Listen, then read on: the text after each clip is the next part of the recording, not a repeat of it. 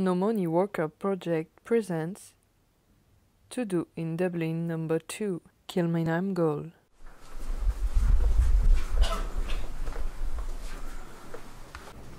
C'est relativement glauque, mais bon, c'est une prison.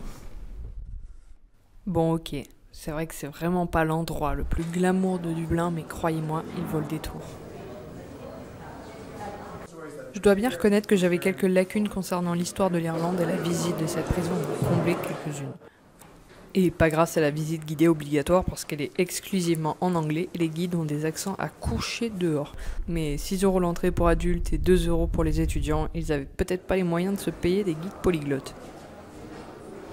J'ai donc fait quelques recherches internet sur l'histoire du pays et sur quelle passionnante histoire je suis tombée. Parce que finalement, après tout, le pays même, la République d'Irlande, n'est que très récente et cette prison a joué un grand rôle dans l'histoire de son indépendance.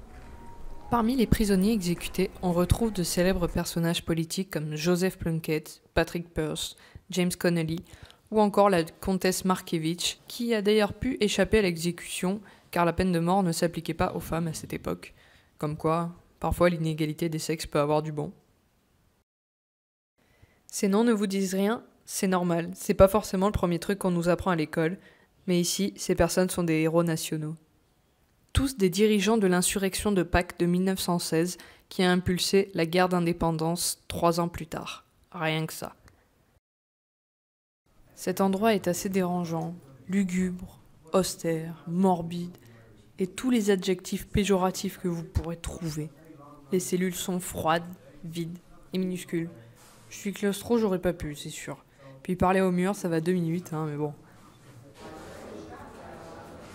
En 1845, la prison a été surpeuplée en raison d'une grande famine.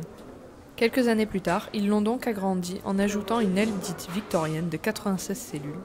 Cette aile est sûrement la plus connue, elle a notamment servi de décor au chef-d'œuvre de Jim Sheridan, Au nom du père, réalisé en 1993 avec le grand Daniel Day-Lewis, mettant en scène l'histoire vraie de Jerry Conlon, victime d'une erreur judiciaire pendant les vagues d'attentats de l'IRA. Si vous ne l'avez pas encore vu, je vous le conseille vraiment fortement. Le vent se lève de Ken Loach a également été tourné ici. Autre chef-d'œuvre sur la guerre d'indépendance irlandaise, justement réalisé en 2006. Bon, malheureusement, quand j'y suis allée, cette aile était en rénovation. Oh, déception pour la cinéphile que je suis. J'espère que vous aurez plus de chance que moi si vous y allez un jour. La visite dure environ 1 heure, vous pouvez donc faire un combo parfait avec la Guinness Storehouse, dont j'ai parlé dans la vidéo précédente, qui ne se trouve finalement pas très loin à pied, histoire de finir la journée avec le sourire. Alors sur ce les copains, à bientôt pour un prochain épisode de To Do in Dublin. Salut salut!